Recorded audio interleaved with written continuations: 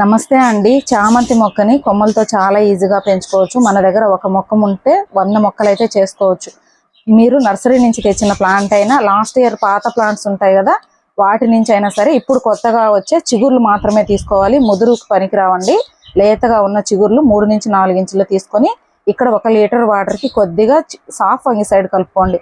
ఈ సాఫ్ ఫంగిసైడ్ కలపడం వల్ల మొక్కలు అంటే కొమ్మలు ఫంగస్ రాకుండా చనిపోకుండా ఉంటాయండి. మీ దగ్గర సాఫ్ ఫంగిసైడ్ లేకపోతే పసుపు కానీ దాల్చిన చెక్క పొడి కానీ కలుపుకోండి. ఇక్కడ నేను డిస్పోజల్ గ్లాస్కి కింద హోల్స్ ఖచ్చితంగా పెట్టుకోండి.